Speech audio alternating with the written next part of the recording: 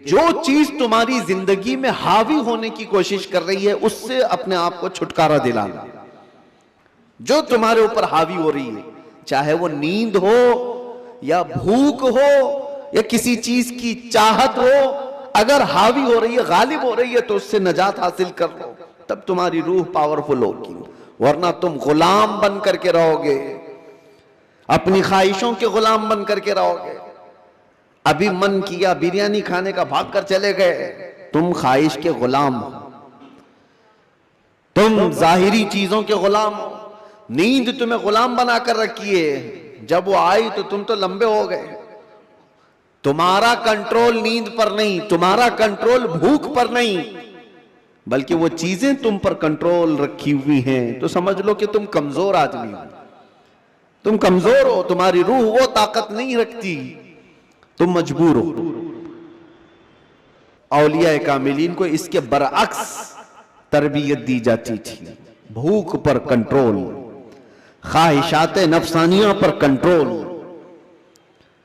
और नींद पर कंट्रोल। हत्ता कि मैं आपको बताऊं, हजरत शाह मीना रहमतुल्लाह ताला अलैह लखनऊ के बहुत बड़े बुजुर्ग हैं।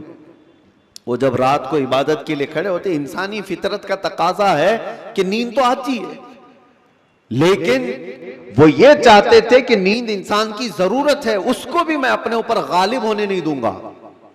मैं जब चाहूं सो जाऊं, लेकिन नींद जब चाहे तब मुझे ना सुलाए। नींद मेरी हाकिम नहीं, मैं उस पर हाकिम हूं। आपने क्या किया जानते हैं? रात को इबादत के लिए रोजाना खड़े हो जाते थे। एक दिन ऐसा हुआ कि झपकी आ गई और गिर गए। इसका इनको इतना अफसोस हुआ कि इबादत में नींद ने मुझे अपना गुलाम बना दिया। अल्लाह रब्बुल इज्जत की इबादत से मुझे नींद ने धोखा ऐसा दे दिया कि मैं गिर गया, उसका गुलाम हो गया। उसके बाद से रात को जब खड़े होते थे तो नमक में सलाई डालकर अपनी आंखों पे सुरमा लगाते थे। नमक का सुरमा लगाते। आम सी बात नहीं, सुनने में आपको आसान लग रहा हो। नमक के 2 तिनके भी अगर आंख में चले जाएं तो क्या हालत करते हैं। लेकिन हजरत शाह मीना फरमाते हैं कि नमक को पूरी तौर पर आंखों पे लगाते तो उनकी आंखों से खून जारी हो जाता था। लोग कहते भी थे कि आंखें सुर्ख होकर खून बहती थी, बहाती थी। आपसे कहा जाता कि आप इस तरह से आंखों को सख्ती कर रहे हैं। आप कहते इन आंखों की वही सजा है जो मुझे मेरे रब से दूर कर रही है। नींद का गलबा मुझे ला करके अपना गुलाम बनाती हूं। ख्वाहिशात के लिए भी उन्होंने ऐसा ही किया है। अपने ख्वाहिशात पर कंट्रोल जब तक आदमी नहीं करता, उसकी रूह ताकतवर नहीं है, उसकी रूह कोई ताकत नहीं रखती, वो कमजोर आदमी है। इसीलिए मेरे अजीजों, मैं जो बात कर रहा था, हजरत शाह हमजा आईनी, इनके यहां जो लोग आते थे, कुछ तो पंडित भी आते थे, जोगी भी आते थे तपस्या करने के लिए कि सूफी संत हैं। इनके यहां जो तरबियत होती है वो बहुत आला दर्जे की होती है। आप ये कहते थे कि इंसान सबसे ज्यादा किन चीजों का मोहताज है? खाने का, पीने का, सोने का, यही सब चीजें ना। इस पर तो वो कंट्रोल करा ही देते थे।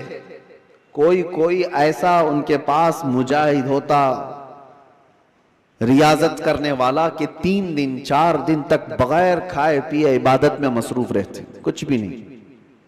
और ये पॉसिबल है क्योंकि अल्लाह ने इंसान की बॉडी को फ्लेक्सिबल बनाया है। इसको जैसा बंदा ढालता है वैसा जिस्म बनता है।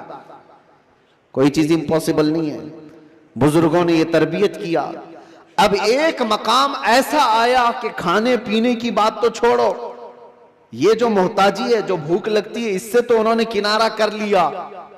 एक शागिर्द ने उनसे कहा कि हुजूर, खाने से तो हम मोहताज नहीं है, जब हम चाहेंगे खा लेंगे। भूख हमको गुलाम नहीं बना रही याद, प्यास भी हमको गुलाम नहीं बना सकती, लेकिन ये जो सांस लेते हैं इसके तो हम मोहताज हैं।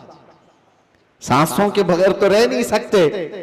आपने फरमाया मैं वो भी तरबियत तुम्हें करा दूंगा, उसकी भी तरबियत करा दूं। तो हबसे नफ्स औलिया कामिलीन के यहां, मैं तसव्वुफ की बात कर रहा हूं, एक तरबियत ये भी है उनके यहां, हबसे नफ्स। हबसे नफ्स या हबसे दम जिसको कहा जाता है, क्या है? उनको सांस रोकने की तरबियत दी जाती थी। सांस रोक लो अपनी, आप अपनी नाक और मुंह बंद करके देखो कितनी देर रोक सकते हो, शायद 1 मिनट, क्योंकि आदत नहीं है। 1 मिनट से ज्यादा अपने नाक और मुंह को पकड़ नहीं सकते। लेकिन तरबियत के बाद माररा मुतहरा की तारीख में है, हजरत शाह हमजा आईनी की बारगाह में जो तरबियत पाते थे, उनको सांस रोकने की जो तरबियत दी जाती थी, फजर के बाद वो सांस को रोकते थे तो जोहर तक लेकर जाते थे, जोहर तक। लोगों को ऐसा लग रहा होगा कि उड़ती हुई बातें हैं, नहीं मेरे अजीजों, जब बंदा अपने जिस्म को ढालता है किसी चीज में तो अल्लाह तबारक व तआला हर चीज उसके लिए मुमकिन बना देता। और हमने दुनिया में अपने जिस्मों को आजाद कर रखा है, सारी दुनिया इस जिस्म पर राज करती है, ख्वाहिशात हम पर हुक्म करते हैं, हम इन पर कंट्रोल नहीं पा रहे। आज जरूरत इसी बात की है कि हम जिन चीजों के एडिक्ट होते जा रहे हैं उन चीजों को अपनी जिंदगी से दूर करते जाएं। कोई ख्वाहिशात ऐसी हैं जो मेरे ऊपर हावी हो रही हों, उन ख्वाहिशात से अपने दामन को छुड़ाने की कोशिश करें।